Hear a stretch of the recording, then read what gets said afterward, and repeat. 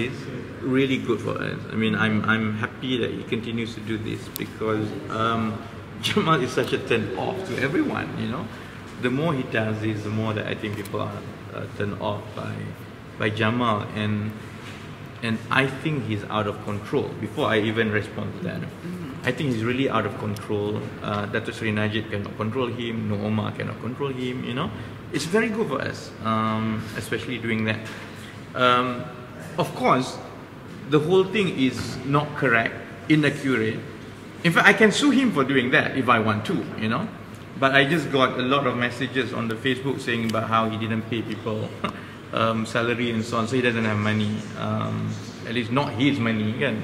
So I wouldn't do that. Because Datuk Sri Shahrizat basically withdrew a suit against me, which she filed in 2012. She filed a legal suit and she withdrew.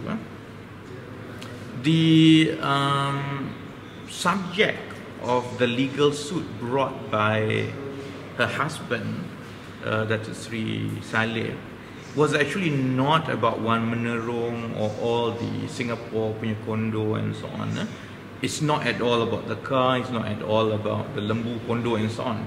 It is on one very particular, very specific transaction, which was the purchase of 8 properties in Eco-City. And even then, the judgment of which we are appealing revolves around, among other things, but primarily to my understanding, revolve around the meaning of the word menyeleweng. Because I say that wang NFC telah diseleweng and so on and so forth. The judge ruled that menyeleweng denotes a negative connotation that implies basically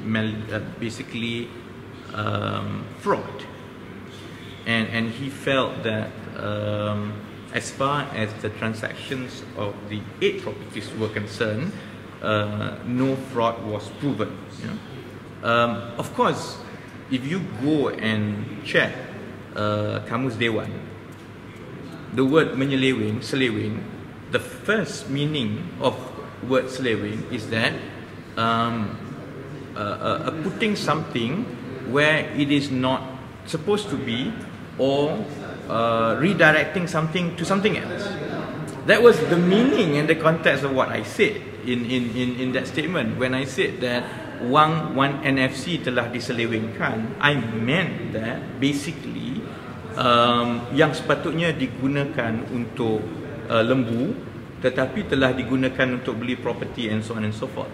So it's actually revolved around that mostly, which of course is subject of the appeal, and I shouldn't comment much further than that, because let us take this through to court. Of course, we will challenge and we will present our case and interpretation that if the crux of the issue is seleweng denotes fraud on Saleh's part for that particular transaction.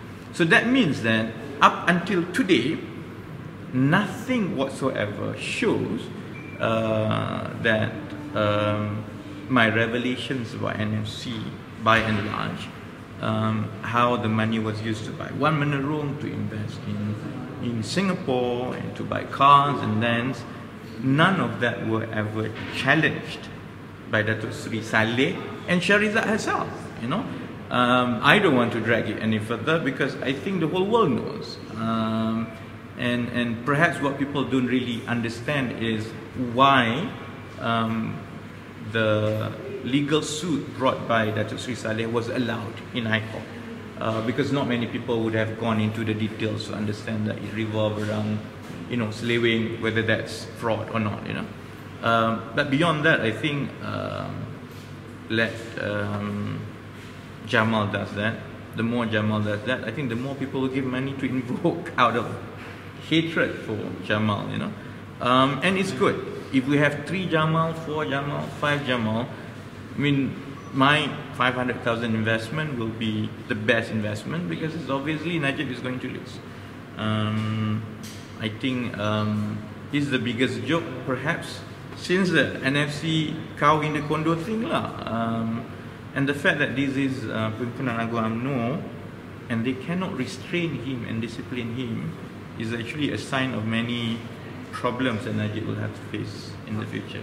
What about the fact that he brought up the 18-month jail sentence and linked it to the Shahrizat thing towards the end? He's definitely an idiot.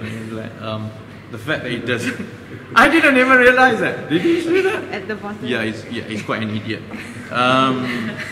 Obviously, he doesn't know that it's two completely separate things.